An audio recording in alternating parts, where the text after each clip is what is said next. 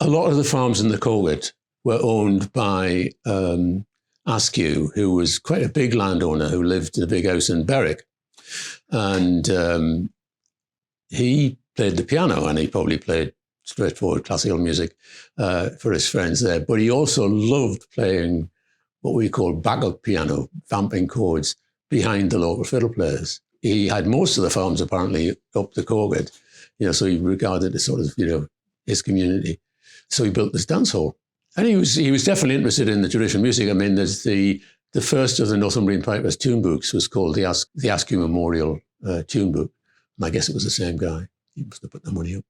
Anyway, so he built this hall that would have dances. And of course, sometimes they would have bands down from Scotland. But there was about maybe half a dozen fiddle players that worked variously on farms that either he owned around the Cheviots or they knew him really well.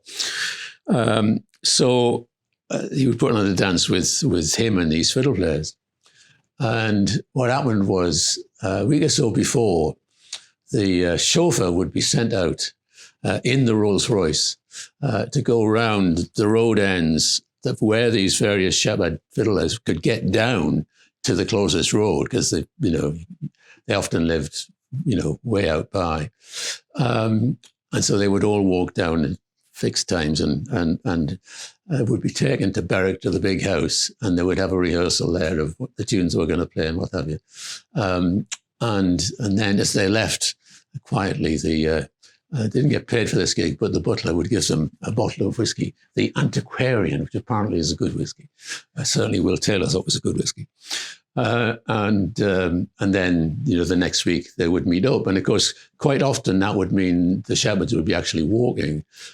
Will Taylor, when he was at High Blackup, he would have walked over the hill to Windy Hoff, which is where more or less where the dance hall is. And I'm just wondering if he would have done that when he was in the college. That would have been quite a walk. Anyway, various other ones would do that, and of course the locals would. And you have to remember that certainly, even when I came first here, the dances went really pretty late. Was 8 till 6. 8 in the evening till 6 the next morning.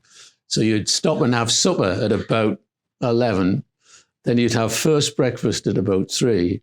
You'd have second breakfast at 5. And you would have 2 more dances, then walk home and go straight to work. Whereas the villages probably only had, 3 or 4 dances a year. But the musicians, some of them were going out a lot. I mean, Will Taylor, not quite as much, maybe, 4, half a dozen dances a year.